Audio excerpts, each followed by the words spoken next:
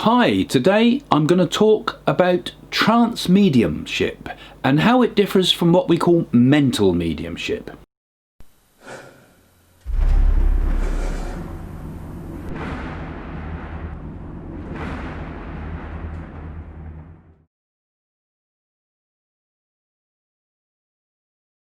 Now, many of you know me through my predictions and the type of psychic work that we do on this channel here.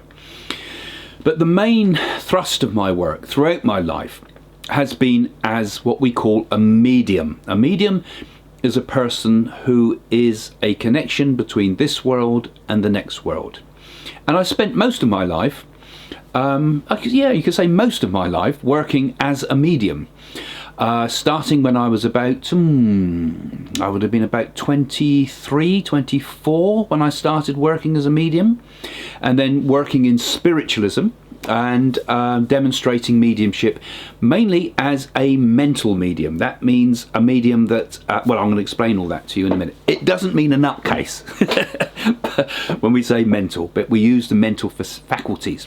So I'm going to talk today a little bit about that, but particularly about what we call trance mediumship, and to give you some idea of the difference between the two. So there are lots of different types of mediumship. There's physical mediumship, which is a form of mediumship that creates an ectoplasm in which people can see the spirit stood in the room. Similarly, we get transfiguration, in which a face will come across the medium's face, and everybody in the room, usually in a seance room, which is usually fairly dark, sometimes pitch black, will see this face across the person, or see this luminous figure stood in the room. And that's a whole range of things that I can talk about later with you, but most of my work has been as a mental medium, and that is the mediumship comes through the mind of the medium. The medium will connect with the person in spirit and then give verifiable information. We'll give what we call evidence of survival. So we give proofs. So a mental medium will see and hear and feel the spirit person communicating to them through their mind, and then relay that information to the person that's the sitter, we call it, or the person in the audience. Now, the other form of mediumship is like physical mediumship, where everybody sees it. But mental mediumship is usually divided into two aspects. Perception, first of all.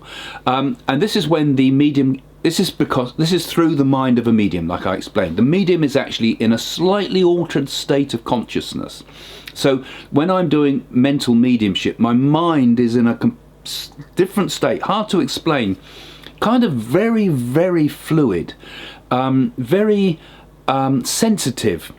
It's like all the skin has been removed from your body in a way. It's like you're super sensitive to anything. You know, if someone was to verbally attack you when you're in that open state of mediumship, you're very vulnerable. You know, even when you're doing a simple reading for somebody, there's a certain vulnerability that comes with mental mediumship. It's like a highly perceptive state.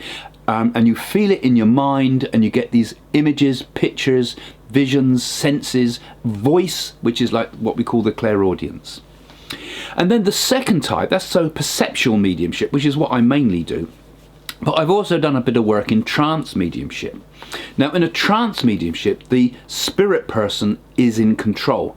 The medium's mind becomes less of his own or hers own and is controlled by the spirit people. They act as like the puppet masters. They press the buttons, as it were, and act as the mouthpiece. And in the control, the medium's is linked directly to the spirit communicator. So this can vary from one person to another. Sometimes it can be a slight, what we call overshadowing. And this happens also when you're doing normal mental mediumship when you're working to an audience. For example, you'll feel the presence of that spirit around you. You'll feel it over your face. You'll take people to say, oh, suddenly you look just like my mum. You know, me, look like their mum. Because they can see their mum's face come through mine. And sometimes when you're doing the, you get this overshadowing, this is a slight overshadowing, you might take on the gestures, the habits, little things that the people that were, when they were on Earth, used to do. And that can often act as quite a lot of inspiration for the person, because, you know, you're acting just like Dad used to do that, you know. So that's a form of spirit control that is completely unconscious to me, or any medium that's working like that. It's just happening there in the background, and we suddenly find that we're not taken over in the sense that we're completely out of control. There's none of that nonsense, but you're completely natural to yourself, but you just happen to be doing habitual things that are that reflect the person when they were here on Earth. And so you get different levels of control, including control over the voice, for example. Like the vocal voice might change slightly. You might start talking with a slight accent that you sort of suddenly find that that's the same accent as the person used. And sometimes if the overshadowing is very deep, I've had occasions when I started saying words in foreign languages, and even sentences in foreign languages that I couldn't possibly know. I've spoken Chinese, I've spoken Urdu. I don't know those languages at all. Only a few sentences usually, but in the course of one's mediumship. So, you know, this is fascinating. Really, how the spirit can get quite detailed information to the medium when the conditions are right. You know, I mean, the normal type of readings that I do over the phone and things, you know, the conditions are good, but you need the circle situation to get the really deep trance type of mediumship and the deep mental mediumship. So, so this perceptual type of mediumship, this mental mediumship, works with what we call clairvoyance, which is like seeing, clairaudience, which is like hearing the spirit, and also clairsentience, which is like sensing everything about them, their personality, the way they were, their gesture, for example, would all come through things like that, and who you are and your feelings and things like that. And this can be expressed both as in things like psychic art, for example, inspirational speaking. Sometimes these are all forms of this perception. And automatic writing up to a point, inspirational writing, I should say, and healing as well, because often mediums are in a state of connection with the spirit world, and the spirit will heal through the medium. The trance-like stuff, the control-like stuff, would include things such as spirit writing, in which the person writes something and has no conscious understanding of what they're writing. The hand will write of its own, and sometimes some mediums will write with both hands separate letters and separate writing. This has occurred in the history of mediumship, and be completely distracted, might even be having a conversation at the same time as the two hands are producing automatic writing. Another fascinating form of evidential mediumship. And trance, of course, and trance healing, but that has to be done under a lot of supervision. Trance healing, that's something again that needs the proper settings for. Now, let me just talk about trance, because that's something that is the main key of this title of this video. Now, in the trance state, the medium is in a state of control. But I personally am very wary of a large percentage of what passes off as trance. Now, that doesn't mean to say there isn't such a thing as trance mediumship. It's just you've got to be a bit careful with what you watch on YouTube, and even in some of the spiritualist churches. Most of the spiritualist churches, things are reasonably well under control because the people running it know what's right and what's wrong. But you do get also this danger of kind of being not in the control of spirit, but in the control of your own fantasy. And there's tons of stuff out there of people who are supposed to be in trance, but in actual fact you can see for a start that it's just their imaginations taking control. And I've seen it in people's books. There's a lot of famous so-called mediums that I don't really hold with, who write all about the Loch Ness Monster and UFOs and all sorts of things. And I think, well, you know, where are we getting this from? Where is the evidence? Now, in my own circle, when I've trained people, it's amazing how sometimes you can get some mediums to really develop their mediumistic ability, and they give good proof and evidence, things that only the person sat in front of them knows to be true. You know, things you couldn't look up on the internet, names of people, but little details from lives and things like that, things that were put in the coffin, notes, all that sort of incredible evidence, as we call it, that comes through mental mediumship. And yet suddenly in those circles sometimes you get someone there that claims to be a trance mediumship who can't give the slightest bit of evidence, but then will go into trance and spout off all sorts of stuff, usually in a posh sort of voice, usually I've noticed in an Edwardian sort of voice, as if this is the de facto sort of way the spirit will speak to us. Sometimes, and these are amusing, in a Chinese voice. I mean, I used to know this medium, and she's passed over now, but she was funny, and she was a lovely lady, but she had bright red lipstick, and when she spoke, she had false teeth, so her teeth seemed to stay in place while her mouth moved. It was most disconcerting.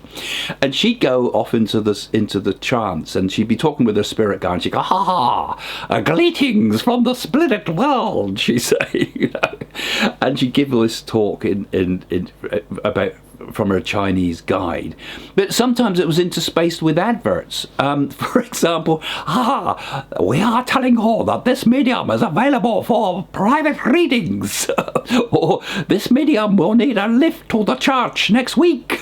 It was hilarious. I mean, Jane and I used to really have a laugh at it. But the problem was, people were taking this in. Some were taking this in completely. And the fantasies that were coming through were just crazy. And the thing is, this is everywhere, and it's everywhere now too. Now, that doesn't mean that trance is wrong. It just means there's a lot of people out there that spout off all this trance. And because the problem is that the general public, you know, don't know the difference. You don't know the difference. And the way to know the difference is the evidence that is given. And trance mediumship needs to have evidence and proof within that trance mediumship, because as far as I'm concerned, whatever the philosophy, or however great the philosophy might be coming through that medium, if they can't give some evidence and proof of who the communicator is, then how do we to know it's not fantasy? You know? And it's the same. So I've done trance work, but if I've done trance work, it's always been from a communicator that the person in front knows. So I remember doing one piece of trance work, for example. I was completely out, you know, I mean, I'm kind of aware but not aware, you know, and I was just letting the clairvoyance flow, and it was from somebody who'd been beheaded, right? Now that's bonkers, it sounds like, right? But it was someone that had been beheaded in a car park over a drugs deal.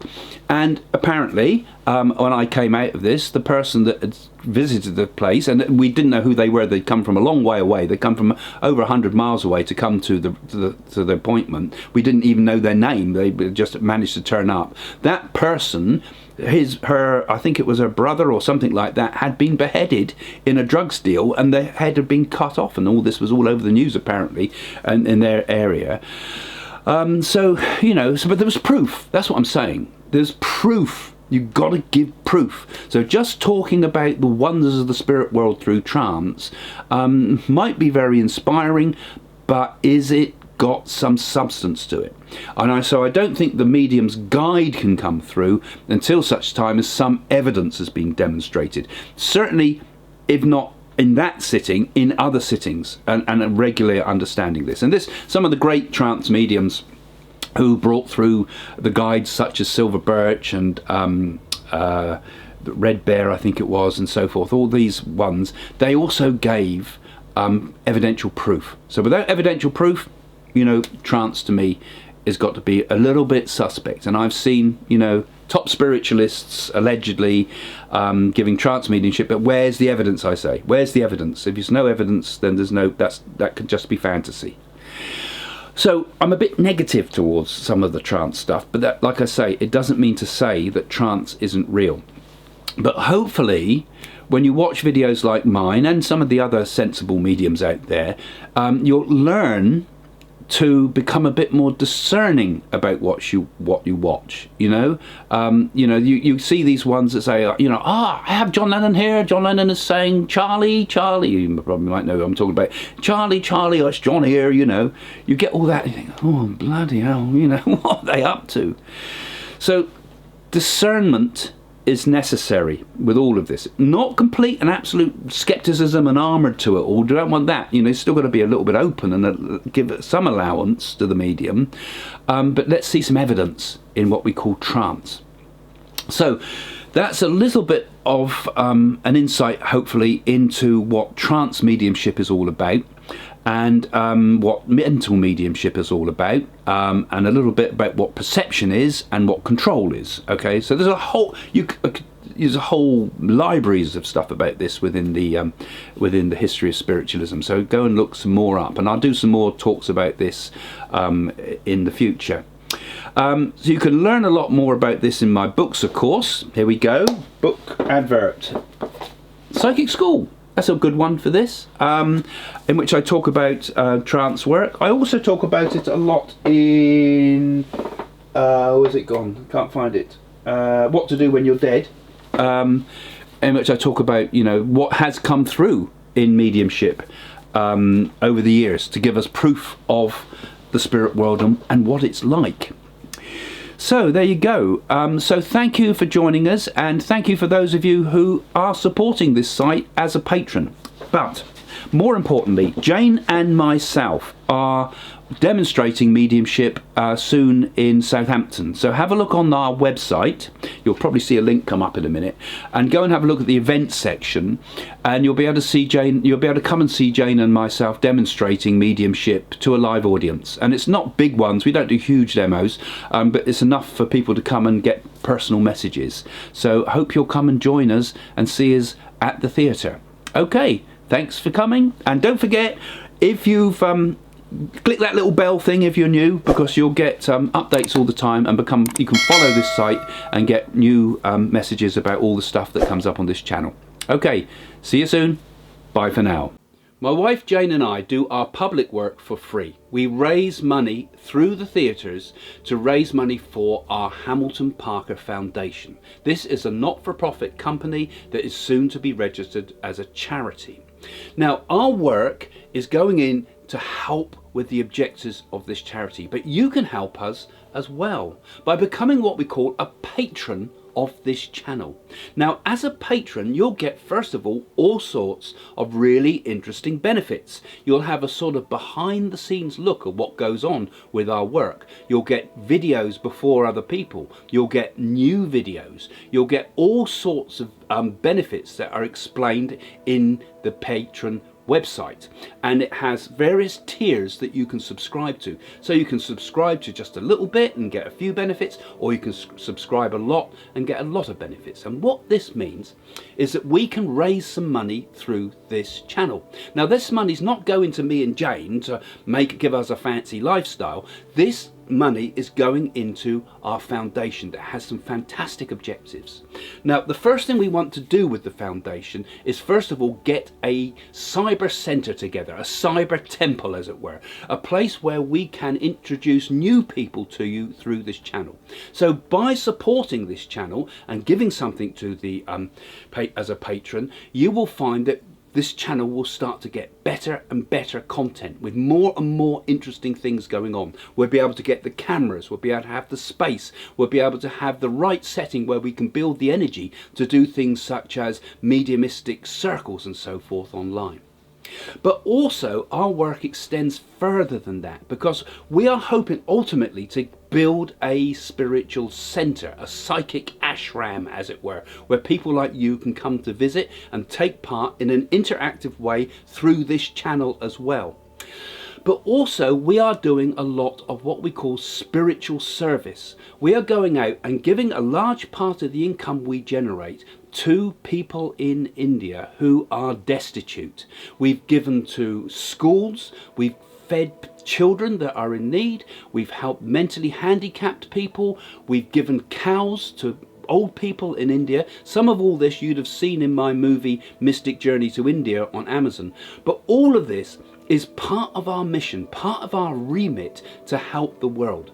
Because we're not only trying to find our divine nature, we're also trying to live what we learn and express it in ways that are really beneficial to the world. So if you follow this channel, but more importantly, if you become a patron of this channel, you can help us to take this whole mission onto a much higher level than any psychic work has ever been done before.